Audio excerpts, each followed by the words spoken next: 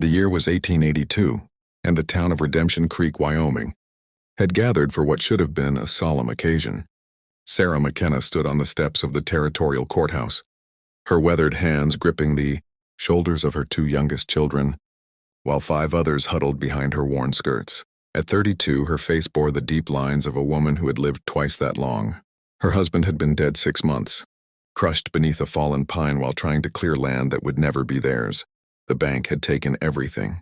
Now the county had decided her fate. 7 children were too many for a widow with no property, no family, and no prospects. The town council had made it clear that, morning, she would need to find a husband willing to take on her burden, or the children would be separated and sent to different families across the territory. Some would go to the orphan trains heading east. Sarah had begged every unmarried man in 3 counties. She had pleaded with widowers, with ranch hands, with anyone who might show mercy. They all refused. 7 mouths to feed was a death sentence on the frontier, they said. Some looked at her with pity, others with contempt. One man had offered to take her if she gave up the children. She had spit at his feet. Now, as the autumn wind cut through the gathered crowd, Judge Harmon prepared to read the order of separation.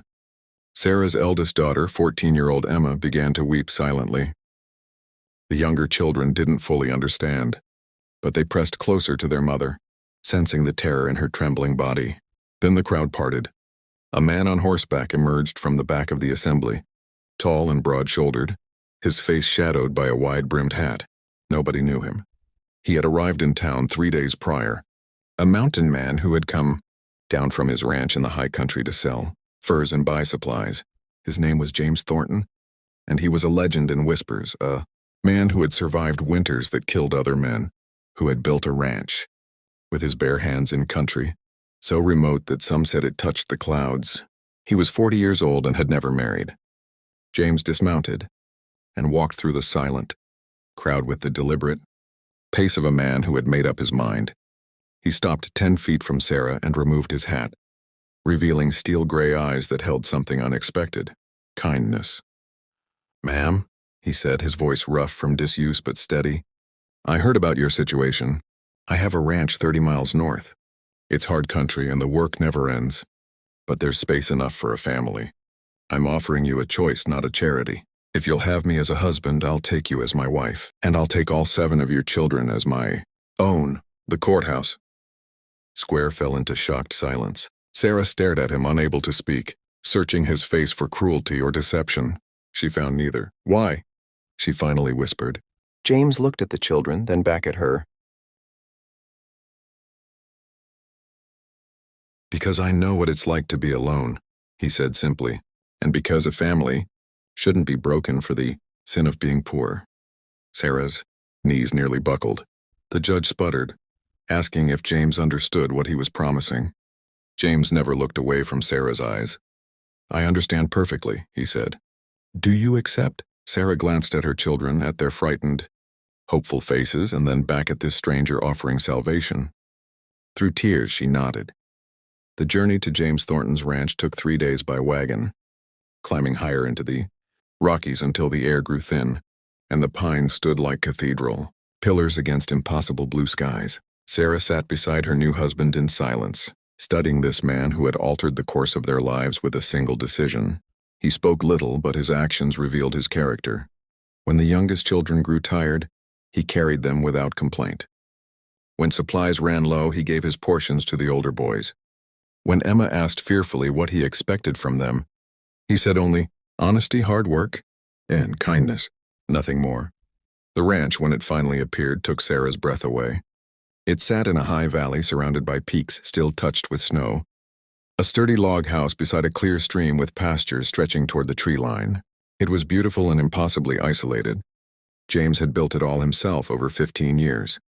That first night he laid out the sleeping arrangements with careful propriety. The children would have the loft and the second bedroom. Sarah would have the main bedroom. He would sleep in the barn until she decided otherwise. This marriage was made from necessity, not love, he told her quietly. "I won't presume upon you. If affection grows between us, it will be because we both choose it. Until then, you're safe here, you and the children." Sarah had never known a man like this. The weeks that followed transformed them all. James taught the older boys how to work the land, how to handle horses, how to survive in the mountains. He showed the girls how to track game and read weather in the clouds, how to shoot straight and dress a deer. He never spoke down to them or dismissed their questions. Little Tommy, only 4 years old, followed James everywhere like a shadow, and the mountain man's patience seemed endless. He carved toys for the youngest children during long winter evenings. Wooden horses, tiny wagons, a family of bears that made them squeal with delight. He sat patiently while they climbed on him like a tree, telling stories of his years in the high country. He never raised his voice, never raised his hand. When 10-year-old Michael broke a tool through carelessness, James simply showed him how to fix it and said, "We all make mistakes. What matters is learning from them." Slowly, Sarah watched her children begin to heal. The haunted look faded from their eyes. They laughed again.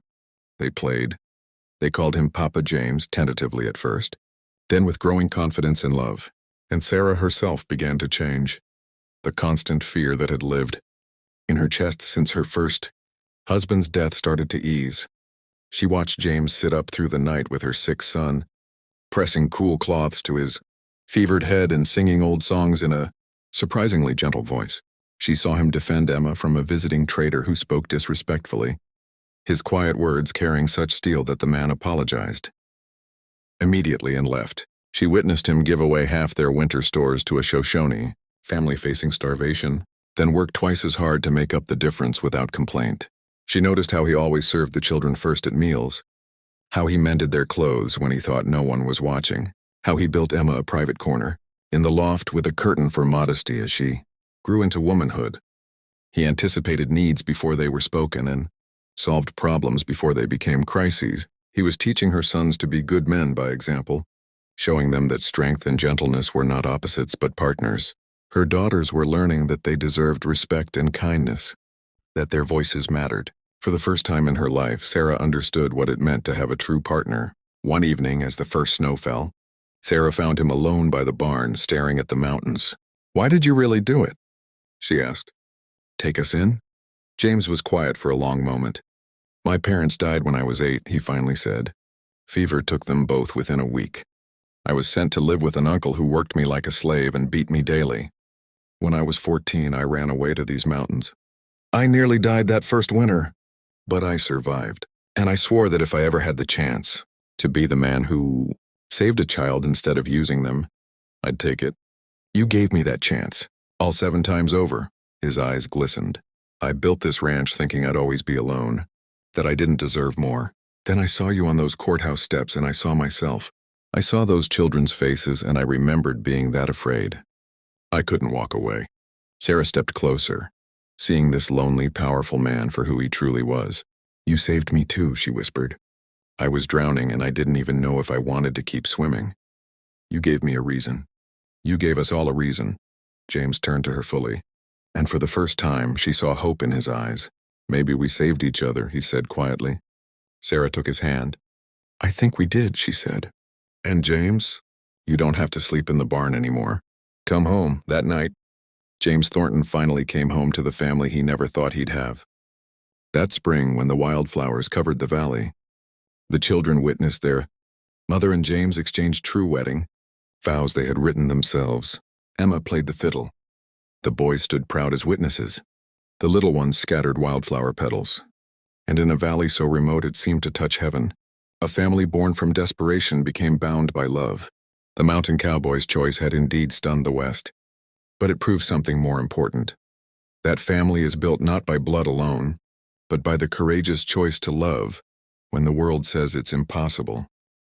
If this story moved you, please subscribe to our channel for more incredible true stories from the American frontier, tales of courage, redemption, and the indomitable human spirit that built the West. Hit that subscribe button and the notification bell so you never miss these powerful historical narratives that remind us what truly matters: faith, family, and the choice to do right when no one is watching.